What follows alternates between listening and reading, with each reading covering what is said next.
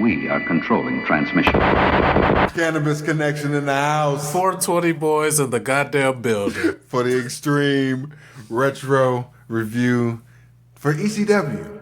March 27th, 1997. For Extreme Retro Review number 259.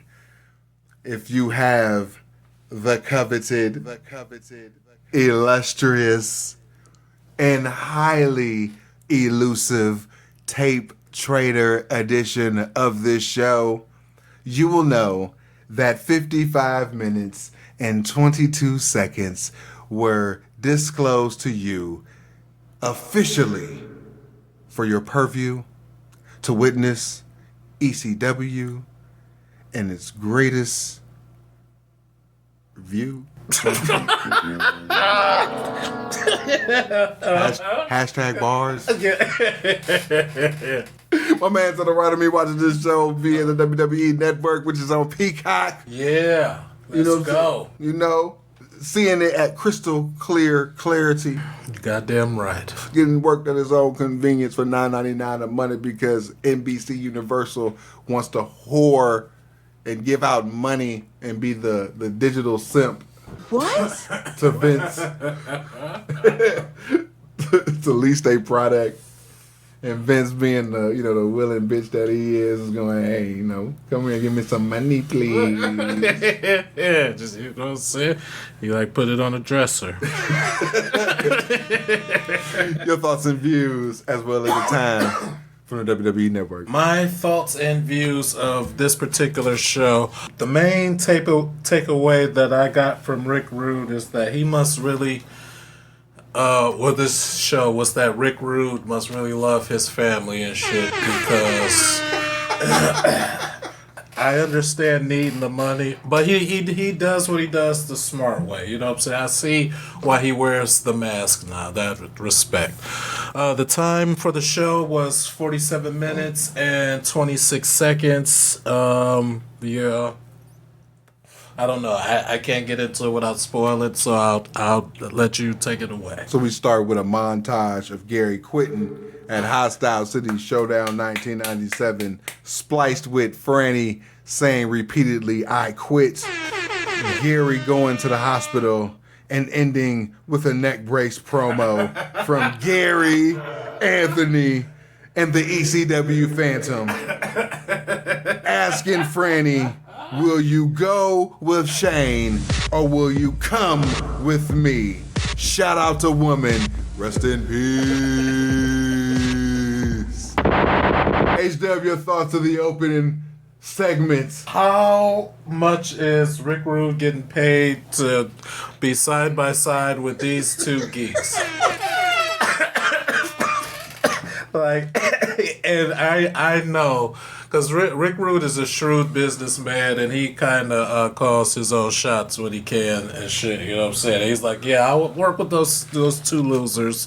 I'll work with those two jabronis, but I'm wearing a mask. There's no way that I'm going on camera at the same time on screen without a mask. So that's how the ECW Phantom was created. Smart man. We got Joey at the next shilling Shane versus Anthony with the stipulation that if Anthony loses, the ECW Phantom will unmask. The three-way dance is for a shot for the ECW World Heavyweight title, the 6-man Jap match, and then Dudley's versus Eliminators 2, Taz versus Sabu, all on pay-per-view April 13th. HW, your thoughts of the barely legal card? It's shaping up to be a good card. I'm actually, I'm tempted to watch it tonight, honestly, because I'm looking forward to seeing what happens with Sabu and Taz, and I'm looking forward to see what shakes out with Raven and the World Heavyweight Championship. We come back with a spot for March 28th featuring the mixed tag match, Shane and Franny versus Putz and Beulah. We have a quick franchise promo. LOL Gertner looking at Francine's boobs the entire time. Smart man. LOL Shane with the Richard Gere reference. Gertner says Beulah may have a box, but Franny has a luxury box. Rebuttal promo with Putz and Beulah. Who cares? Yeah, no one cares. Back with Joey at the Nest shilling. The night before the Barely Legal pay-per-view, April 12th, ECW will be honoring the living legend, Terry Funk. I hope it's a setup. We come back with Terry Funk versus Axel Rotten. Ugh. There's a crawler that ECW will be preempted next Thursday, and with the following Tuesday, ECW will be live in Scranton and continue towards April 13th. Axel then beats up Funk around ringside and into the crowd. Clippage back into the ring. Toe hold is countered, but Axel jobs to the DDT. Dud. HW, thoughts of the match? This is how low we've stooped to. Like, we've stooped to the levels that in a world where I'm forced to choose between Terry Funk and Axel Rotten, I am forced to choose Axel Rotten. And I would do it every single time, every day of the week. And that is just how disgusting and how pitiful and pathetic that things have come because Terry Funk was allowed to thrive for so long. Post-match, Dudley's hit the ring with the undead bulldozer. Hack and Putz save Funk, but Funk smacks Sandman. Tommy plays Peacemaker, and the heels jump the faces again. LOL. Eliminators run in to clear the ring. Sandman and Funk are back at it. Raven in the cheap seats is hitting the martyr pose. What the fuck is going on? What am I supposed to pay attention to? Everything. At the same damn time. We come back to a wacky Terry Funk promo saying his greatest bits. He speaks on Raven and wants his title. He has to win the three-way first. But if he does, put your money on the Funker. HW, your thoughts of the promo? I hate it. When he did his promo, I just wrote, ugh. The night before Barely Legal, April 12th, 1997. Jesus Christ. At the Philadelphia Airport Hilton Hotel Banquet, ECW will be honoring the living legend, Mr. November, Terry Funk. We're going to need to bring Mad Jack Slater in to do that show. I need the night off. We come back to a Barely Legal poster shield featuring Taz and Sabu, and it's autographed by both guys, and there's only going to be 1,000 copies. Can Stevie win the belt before April 13th? No. And we come back and we continue with the Stevie package. Moving on. Pause. Shilling 328, Raven versus Stevie, and also the three-way that's on April 13th. Joey then segues into the match last week between Sandman and Balls Mahoney, all their clipped brutality, and it goes into a match. Sandman versus Balls Mahoney, part 2. Another clipped brutal match. Chair versus Kane. Balls, blades on camera. Ugh. Gross. Finally, there's a wrestling move, which is a power slam, and another chair shot. Balls misses a leg drop and gets schoolboyed for the win. Dud. HW thoughts? Hated every single second of it. Not a fan. Joey then shields the three-way on April 13th to wrap the segment. Moving on. We have a March 28th bumper. Moving on. We have a hotline shield. WCW does false advertising. Scott Hall will not be on WCW TV for the foreseeable future. Oh, shit. A doctor writes a very bad prescription. And a Dudley Boys interview, all for $1.99 per minute. Fuck that shit. Move on. We have an Extreme Warfare Volume 2 spot for ECW Home Video, recounted by us. Extreme Retro Review number 243. You're welcome. Last week on ECW Hardcore TV, Dudley Boys win the tag straps clean. And we follow that with an Eliminators promo. They remember their first times. What? Their first day at school. What? The first time they got asked to be with the in crowd. What? And the first time they lost to the Dudley Boys. On April 13th, at Barely Legal, the laughing ends, and Cronus ain't even laughing. I like heel Eliminator promos better. HW, your thoughts of the promo? I would have to say that seemed like, and I'm no Saturn promo historian, but that felt like one of Saturn's better promos. So thought Saturn did a good job on that. I'm just curious to see where this goes, especially with the Eliminators having been so dominant up to this point in ECW, and me having the after sight, or whatever the opposite of foresight is. I have the benefit of hindsight, there we go, of knowing what happens to the Dudley boys. I'm interested to see if this is a changing of the guard or what exactly is going on. I mean, obviously, it should be apparent that it is the changing of the guard. I mean, we started ECW with, the Super Ds. You know what I'm saying? The Super Ds. We went to the Suicide Blondes, the Le Moulet era, the Do-Rag era, and then obviously into the Public Enemy era. The Public Enemy give way to the Gangsters. The Gangsters give way to the Eliminators. And vice versa. They pretty much trade back and forth, you know what I'm saying? And then now, we're at the Dudleys. Here we are with the Dudleys. Yeah, so. With the sweet-ass 3D. Mm-hmm. We have a 6-man Jap match. Grand Hamada, Great Sasuke, and Grand Naniwa versus Taku Michinoku, Men's Teo, which is Terry Boy, and Dick Togo. Pause. There's even a fat Jap referee. Dick Togo. They do a bunch of flips and stuff, very little tags. Finally settles into the heat. There's some showboating from the unmasked Japs. The Jap referee, who is now called Finna Jap, is a goof. He sees none of the cheating. Lots of triple teaming, a bunch of finishers.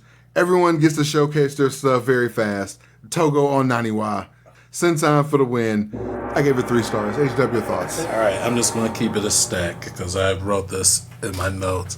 So this is a perfect match to play Age of Origins. And yeah, that was a perfect match for that. So I thank the Japs for their contributions and for taking one for the team during WW2.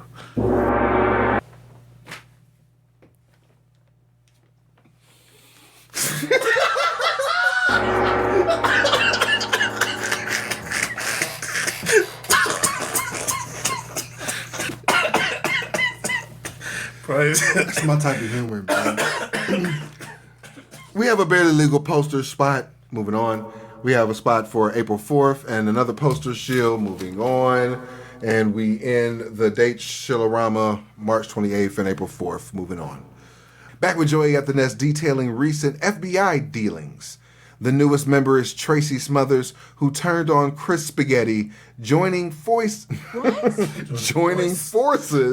with Guido, Tommy Rich at a show I can't even remember. The hiatus was that long. Nice. He throws it to a tag match, FBI versus Spike and Chris Confetti.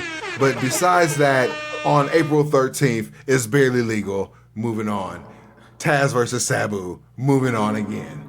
Jobber tag match gets interrupted by Taz, who kills 3/4 of the Geeks and calls out Sabu.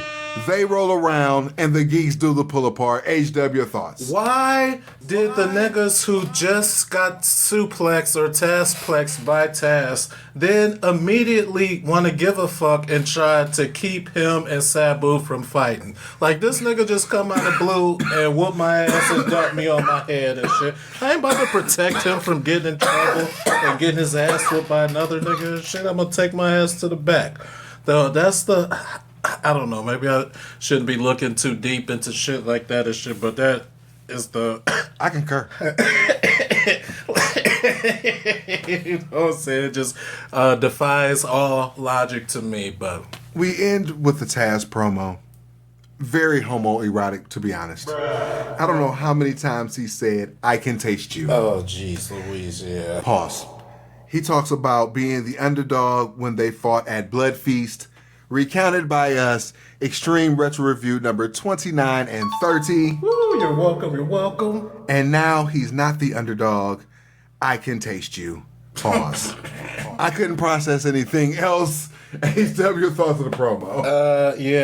I knew that when you would be recounting this, that there would be a lot of pause involved because it's very Palsy. yeah, and it's very uncomfortable to hear another man say and very intensely that he can taste another man, and then like try to take it seriously because he's not trying to be gay and shit. Like he's trying to sound tough, but just over and over and over again.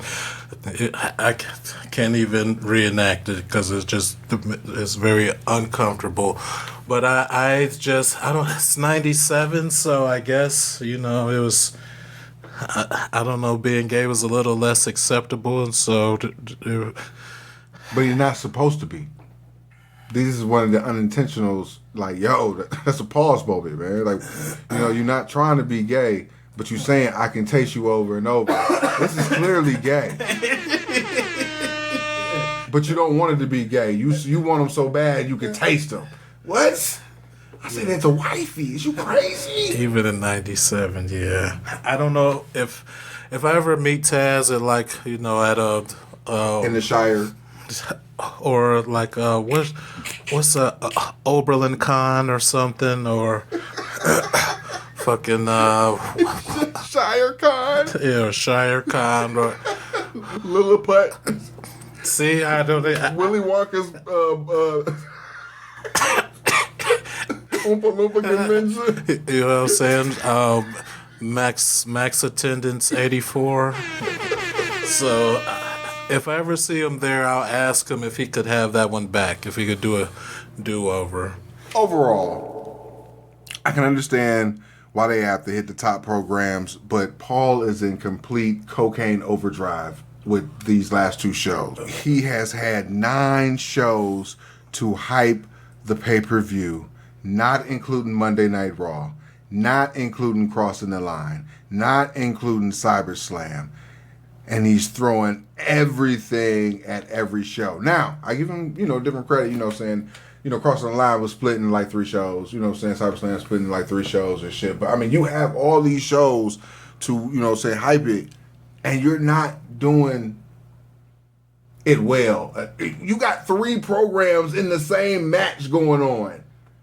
You're telling me that you're not doing this right. Or he trying to, maybe he figured if he do as much as possible, he could get in more people or get them to stick. I'm not saying it's a mess, but I don't know. Some of it definitely defies logic. There's booking logic. There's no way around it. Next week, getting close to motherfucking Barely Legal. We got the April 3rd, 1997 show. But until then, always know life is a work, so make sure you get paid for it. We out. Peace. Peace. We are controlling transmission.